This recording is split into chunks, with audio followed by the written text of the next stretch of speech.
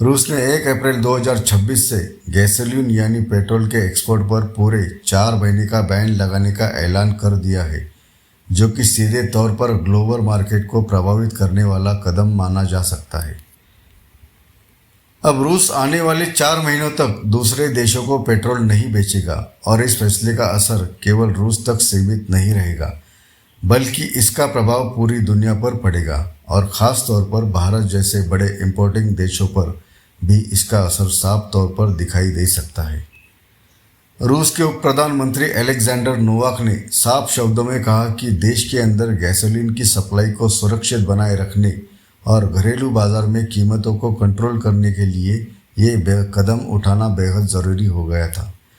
उन्होंने ये भी संकेत दिया है कि अंतर्राष्ट्रीय हालात और बढ़ती अनिश्चितता को देखते हुए सरकार कोई जोखिम नहीं लेना चाहती है और इसी कारण पहले घरेलू ज़रूरतों को प्राथमिकता दी जा रही है।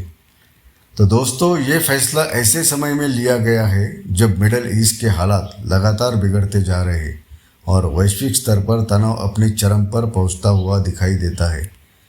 ईरान, इजराइल और यूएस के बीच बढ़ते टकराव ने न केवल राजनीतिक माहौल को अस्थिर किया है, बल्कि इसका सीधा असर तेल की सप्लाई चेन पर भी देखने को मिल रहा है। इस पूरे घटनाक्रम के चलते अब स्थिति ऐसी बनती जा रही है जहां एक तरफ सप्लाई लगातार कम हो रही है, वहीं दूसरी तरफ डिमांड में कोई कमी नहीं आ रही है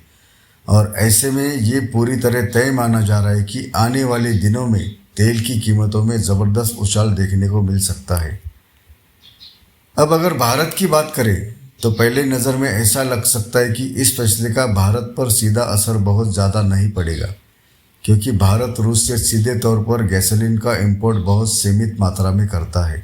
लेकिन अगर गहराई से समझा जाए तो इसका अप्रत्यक्ष असर भारत पर भी काफ़ी बड़ा और गंभीर हो सकता है।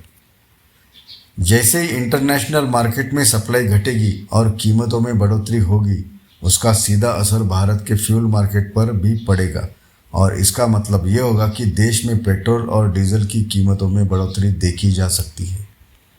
और जब पेट्रोल और डीजल महंगे होते हैं तो उसका असर सिर्फ फ्यूल तक सीमित नहीं रहता, बल्कि धीरे धीरे हर सेक्टर पर इसका प्रभाव पड़ता है,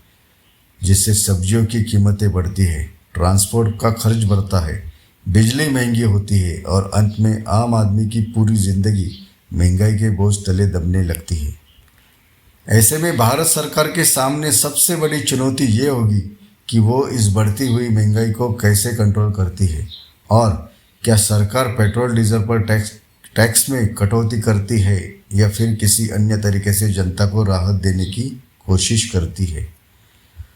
तो दोस्तों, रूस का ये फैसला सिर्फ एक देश का आंतरिक निर्णय नहीं है, बल्कि ये एक ऐसा कदम है जो वैश्विक अर्थव्यवस्था को गहराई से प्रभावित कर सकता है और इसका असर आने वाले समय में धीरे धीरे पूरी दुनिया में महसूस किया जाएगा। अब सबसे बड़ा सवाल यही है कि आने वाले दिनों में तेल की कीमतें किस दिशा में जाती है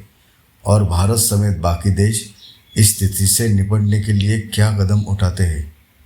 नमस्कार दोस्तों, जय हिंद।